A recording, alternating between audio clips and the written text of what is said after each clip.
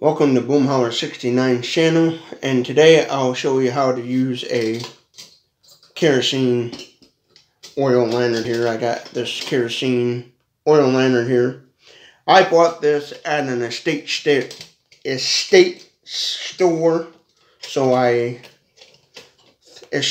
thrift store. I bought it. It was brand new. It's not an antique one. It's one of the newer ones they make, one of the newer cheap aluminum ones, but I got this at a state store. You can get these on Amazon. I'll put a link in the description on Amazon for one course to this, and also for wicks, because this uses a wick, and where you can get the Amazon link for the rolls of replacement wicks for one of these kind. This came with a wick already installed, and then it came with one extra wick and then a funnel. Usually when you buy the wicks will come like this in a big giant roll, and so you just unroll a length and then you cut it to length. Kind of like how rope and different types of cordage. And this is what a wick looks like, brand new, never been burned or touched. But how you use one of these is right here they have a little line that says fill. And you can see this is wore down because I've used this a lot. But all you do is you just simply, I already got fuel in here, so I'm not going to show how to fill it up. But all you do is you remove the cap and fill it up through there, and it comes with a funnel to help, a little itty bitty funnel to help fill up the fuel. But you just fill it up to the recommended line there, so you don't overfill it. And then if you do got to install a wick, what you do is here it's got also on here a handle so you can carry it, or a little notch. It's got a little notch right here where you can hang it, or you can use this to hang it on whatever, a shepherd's hook. If you're, those black hooks they have for outdoor gardens, you can use it to hang out on your outdoor patio with those hooks. But all you do is this up and down. And this glass is called the globe, and you lift it up and down. Now this is a little dark because I haven't cleaned the globe, because sometimes you'll get a little creosote build up and you'll have to wash it and clean your globe out. But all you do is you just simply move your handle out of the way, you lift up, and then this globe is on a little hinge. The little metal platform is hinged, so it will go down like this, and this is what it will look like when you have properly removed your globe. And this globe slides out of the little aluminum to make it easier to clean the creosote and stuff. But all you do is you just simply, it has little tabs here. This little thing has tabs, and this little knob handle here, you just simply slide it and lift up, and then it will come out of there. And this is what your wick assembly will look like, and this comes off, and there's your wick assembly. And I'll show you how to, with the old wick here, you just simply slide it. It slides in, and this knob here is to adjust the height of your wick. And all you do is you just stuff this in here like so, and then this will help, and then you slide it upwards, and then your wick will slide up like that. And while you're burning this little knob, while it's lit, this little knob here will help you to adjust your flame, the brightness of your flame, and how tall and low you want a flame. So you just simply do that, and you stuff it up there, and then you slide it up, and then you go, and then you have your wick installed. And then you just simply, where this got a little notch out here, that's for the handle, and then it goes back like this. And then it should be looking like this. And then you just simply stick it in here, back down, and line it up with the little slots here. You just simply, like so,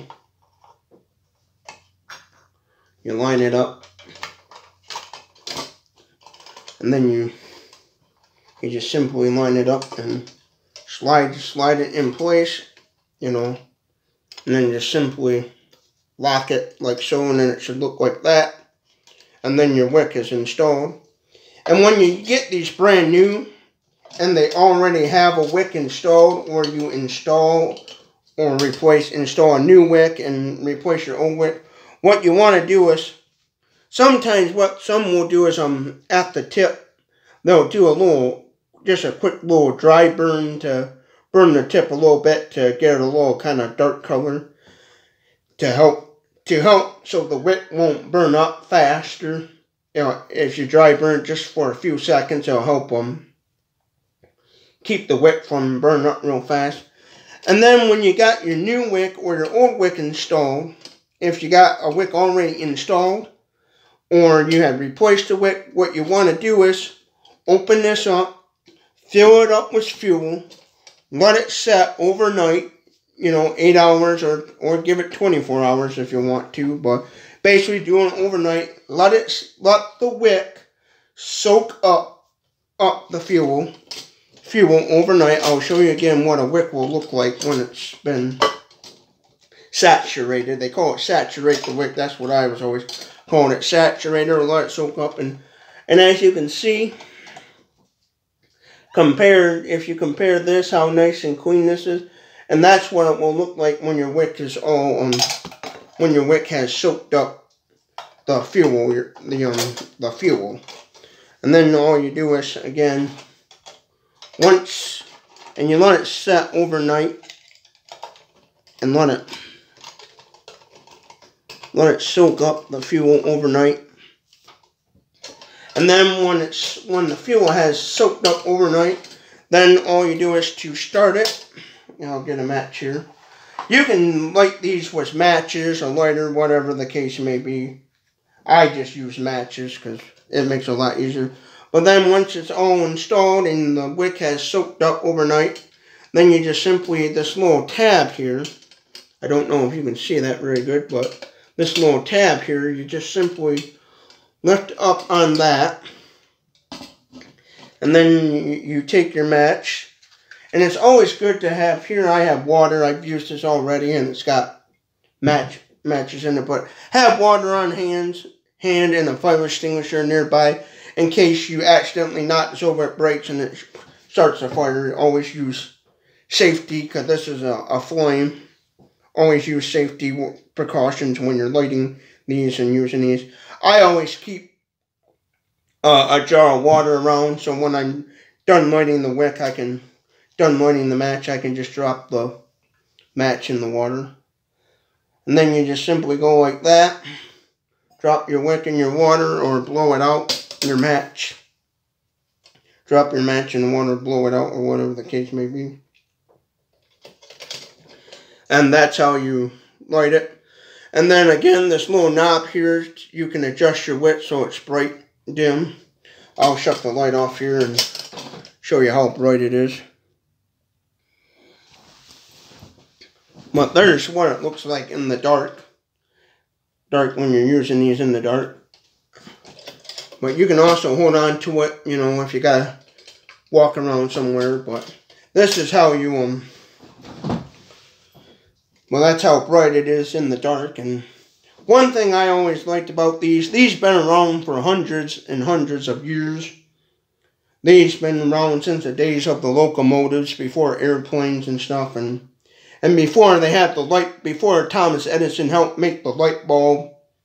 Thomas Edison didn't necessarily invent the light bulb, he just made a better light bulb. But before Thomas Edison helped make the light bulb more standard, people used to use these a lot, these kerosene lanterns. And I've been around kerosene a lot since I was a kid, because my father used to use it as a backup heating source when the power would go out in the winter, because I used to live out in the country, and in the wintertime when our power goes out, my dad would always have, in the winter, kerosene heaters around to keep the house warm. But there you have it. That's how you use a kerosene heater. And then when you're done, you just simply lift up on this to blow out your wick. Just go blow it out. You don't want to throw water on this, because if you do, then it's going to get water into your fuel, and then it's going to make it harder for you to relight your wick, and then it's also going to water down your fuel. But I just burn kerosene in here, K1 kerosene. And you can get that standard now. Or you can also get that, what they call lamp oil for these. And have some in. But I would suggest for a power outage situation or in a disaster situation, like I noticed in Texas when they had that major power outage and everything was frozen and people struggled to keep warm, and the flooding they had, I would highly recommend having some of these and some fuel on hand to and some extra wicks on hand to in your bug out doomsday prepper to have on hand for power outage situations and stuff. Because these are good for using in a camping situation. You can use these in camping and stuff, but again, I suggest recommending, because this is what I use in the power outage situation a lot, but definitely recommend these. I think they're a great thing to have all around. I'll put an Amazon link in the description where you can get to a link for the wicks and a link for one of these. Now this one I did not buy off Amazon, but I'll find one that's similar, close to it and stuff. And I like these because of the vintage technology aspect, because I'm into vintage technology. Really like that. And so, yeah, all around, these are really good to have, and I think, and highly recommend them. And again, I really like these because it reminds me of the vintage days, you know, of the 1800s and 1900s, you know. That's my kind of era that I like of vintage technology, and my goal is to get more vintage more vintage stuff in my collection and stuff. But yeah, but all around, these are good to have, and there you have it. I'll turn the light back on and show you how to put it out. And then when you're done using one of these, you just simply lift up on it and you go like this. And you just blow it out. Do not use water to put this out, because then it's going to ruin your wick and ruin the fuel, water down the fuel where the fuel won't burn properly.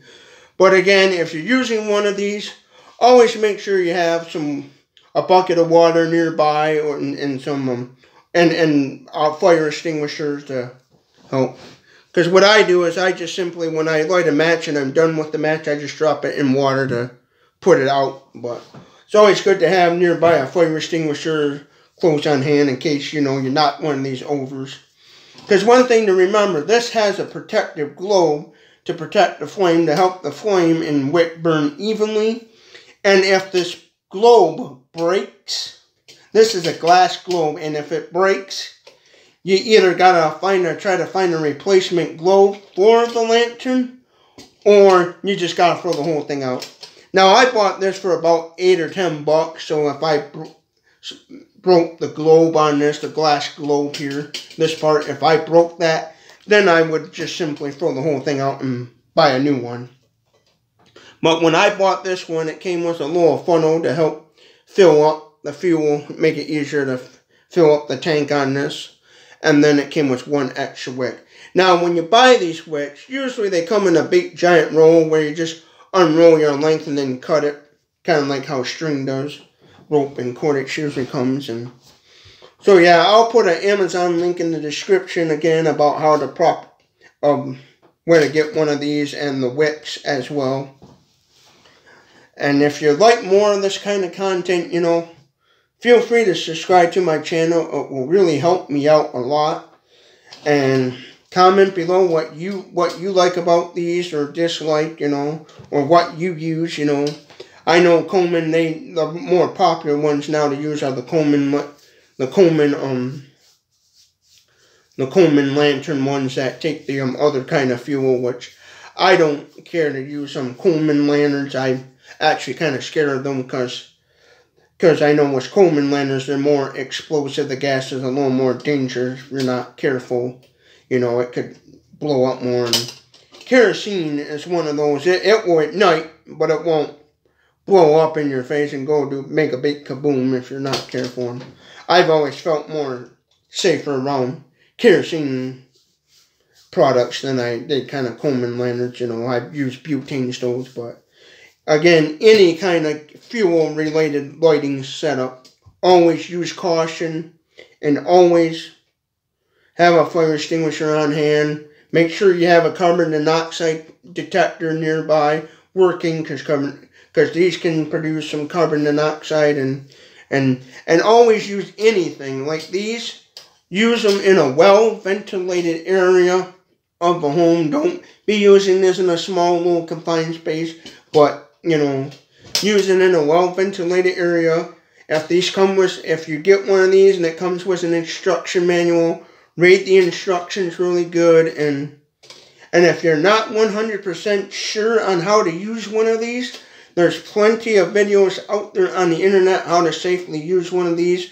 I tried to show how to use one of these best to my knowledge, but there's probably even better videos out there than my video. But yeah, so always use caution with these, and again, if you like these kind of videos, you know, please feel free to subscribe to my channel. It really helped me out, and thank you for watching this video I did, and I hope you have a good day. And again, comment below what you like about stuff like this, and what other kind of kerosene lanterns have you used? Have you used those Aladdin lanterns or whatever? You know, comment below what you like to use in a power situation, or what your thoughts are on this. And I hope you all have a nice day.